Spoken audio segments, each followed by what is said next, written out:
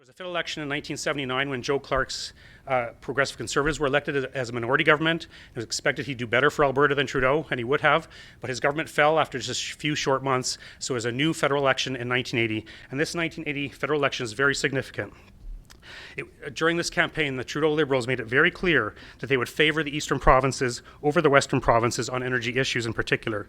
And that was the time when Keith Davey, the Liberal activist, made that famous statement where he was describing this election, that their slogan was, "Screw the West, we'll take the rest." Now, the idea of running an election campaign by attacking one particular region was new and extremely divisive. Like Canada is a large country with many regions. The regions have competing interests. So the purpose of the national government, or one of the purposes of the national government, is to try and accommodate various regions to create national unity. But here we had a federal political party, the Liberal Party of Canada under Pierre Trudeau, deliberately exploiting regional divisions for political benefit. And this is really significant and important to remember. You know, Pierre Trudeau was telling Central Canadians that Alberta was the bad guy, and he would put Alberta in its place. So we have to keep in mind that a lot of the divisions we have in Canada trace back to Pierre Trudeau and the Liberal Party of Canada deliberately enhancing regional divisions for political benefit.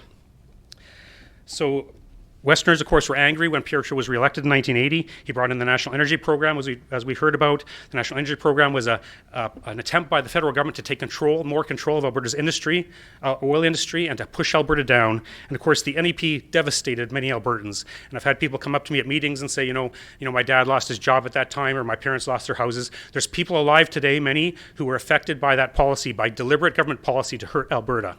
Like, it wasn't an accident. That's what they were trying to do.